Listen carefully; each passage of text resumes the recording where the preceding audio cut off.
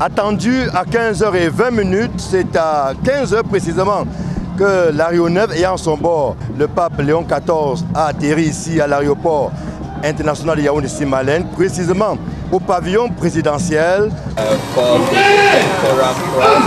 au bas de la passerelle pour accueillir sa sainteté, le pape Léon XIV, le premier ministre chef du gouvernement, avec à ses côtés le nonce apostolique. C'est d'ailleurs ce dernier qui est le premier à monter dans l'aéronef avant la sortie officielle du pape sous les youyous du public.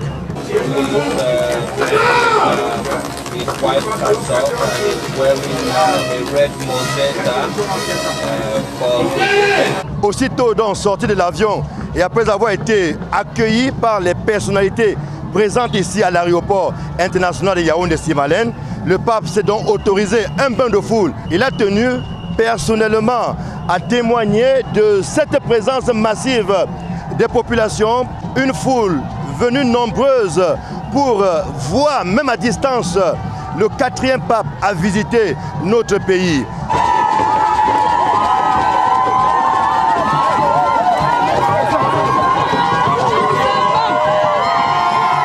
Cette visite papale s'inscrit dans le cadre d'une tournée africaine. Elle est placée, en tout cas au niveau du Cameroun, sous le signe de la promotion de la paix et de l'unité. Une thématique bien choisie au regard du contexte actuel. On peut convoquer, n'est-ce pas, la rupture avec la violence de la guerre.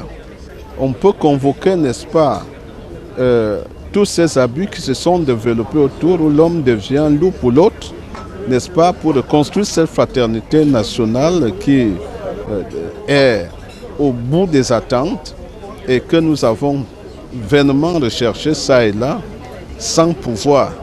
Alors la présence du pape est là, d'autant plus qu'il est facteur de cette unité. Vous avez vous-même vu ici et là des pancartes qui disent qu'il vient pour nous inciter à vivre dans la paix et l'unité et que par la suite nous-mêmes nous puissions porter, n'est-ce pas, ce projet, parce que c'est un projet de l'unité de notre pays, projet de vivre la paix dans nos familles, dans nos paroisses et dans notre pays.